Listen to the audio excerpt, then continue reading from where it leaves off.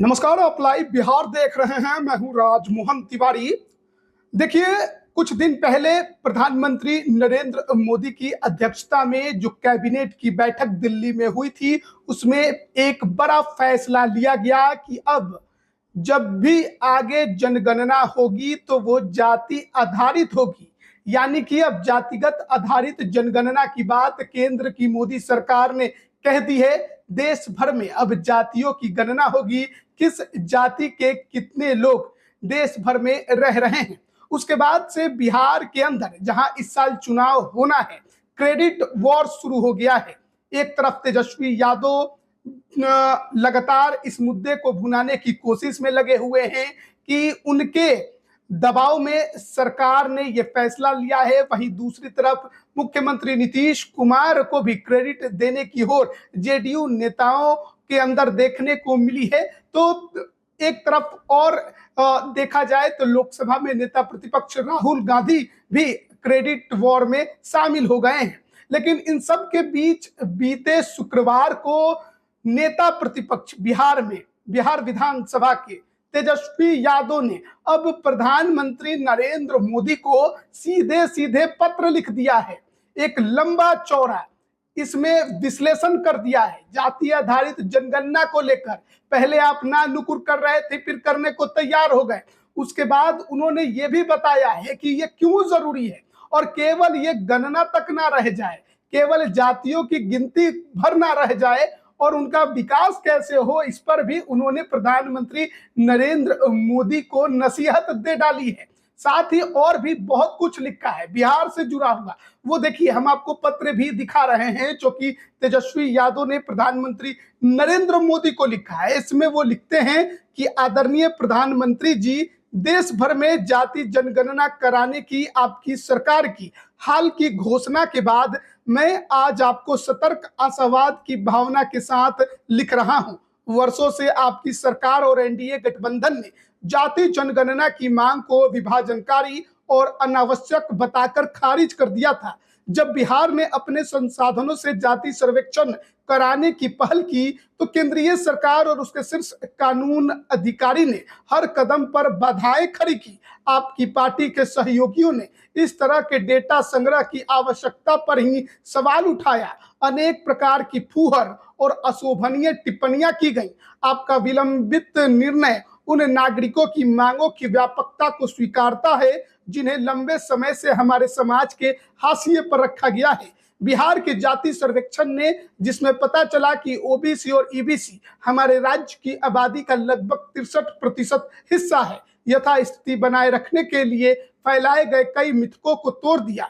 इसी तरह के पैटर्न देश भर में सामने आने की संभावना है। मुझे यकीन है कि यह खुलासा कि वंचित समुदाय हमारी आबादी का अधिकांश हिस्सा होने के बावजूद हर जीवन क्षेत्र में कम प्रतिनिधित्व रखते हैं, एक लोकतांत्रिक जागरण पैदा करेगा। जाति जनगणना कराना सामाजिक न्याय की लंबी यात्रा का पहला कदम मात्र है। जनगणना के आंकड़ों से सामाजिक सुरक्षा और आरक्षण के दायरे को आबादी के अनुरूप बढ़ाने के ध्येय भी इस प्रक्रिया का अभिन्न हिस्सा होना चाहिए। एक देश के रूप में हमारे पास आगामी परिसीमन में कई प्रकार के अन्याय को ठीक करने का एक महत्वपूर्ण अवसर भी है। निर्वाचन क्षेत्रों का पुनर्निर्धारण जनगणना के आंकड़ों के प्रति संवेदनशील होना चाहिए। ओबीसी और ईबीसी का निर्णय लेने वाले संस्थाओं में पर्याप्त राजनीतिक प्रतिनिधित्व के लिए विशेष प्रावधान किए जाने चाहिए। राज्य विधानसभाओं और भारत की संसद में अनुपातिक प्रतिनिधित्व के सिद्धांत के आधार पर इन वंचित समूहों को सम्मिलित किया जाना चाहिए। हमारा संविधान अपने निर्देशक सिद्धांतों के माध्यम से राज्य को आर्थिक असमानताओं को कम करने और संसाधनों के न्याय संगत वितरण को सुनिश्चित करने का आदेश देता है। जब हम यह जानेंगे कि हमारे कितने नागरिक वंचित समूहों से संबंधित हैं और उनकी आर्थिक स्थिति क्या है, तब अधिक सटीकता के साथ लक्षित हस्तक्षेप तैयार किए जाने चाहिए। निजी क्षेत्र जो सार्वजनिक संसाधनों का प्रमुख लाभार्थी रहा है, सामाजिक न्याय की आवश्यकताओं से अलग नहीं रह सकता। कंपनियों को पर्याप्त लाभ मिलता रहा है। रियायती दरों पर जमीन, बिजली सब्सिडी, कर छूट, बुनियादी सुविधाएं और विभिन्न प्रकार का वित्तीय प्रोत्साहन, इसका बोझ करदाता कंधे पर उठाते हैं। बदले में निजी उद्योग क्षेत्र से हमारे देश की सामाजिक संरचना को प्रतिबिंबित करने की अपेक्षा करना पूरी तरह से उचित है। जाति जनगणना के संदर्भ में निजी क्षेत्रों में समावेशिता और विविधता के बारे में खुली बातचीत होनी चाहिए। प्रधानमंत्री जी, आपकी सरकार अब एक ऐतिहासिक चौराहे पर खड़ी है।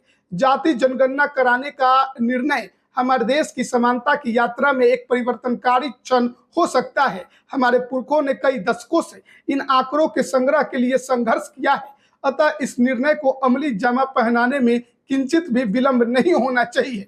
एक दिगर सवाल यह भी है कि क्या डेटा का उपयोग प्रणालीगत सुधारों के लिए उत्प्रेरक के रूप में किया जाएगा या कई पिछली आयोग रिपोर्टों की तरह धूल भरे अभिलेखागार तक ही सीमित रहेगा।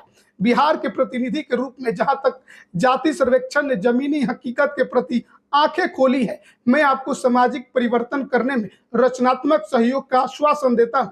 इस जनगणना के लिए संघर्ष करने वाले लाखों लोग ने न केवल डेटा बल्कि सम्मान, न केवल गणना बल्कि सशक्तिकरण की प्रतीक्षा कर रहे हैं।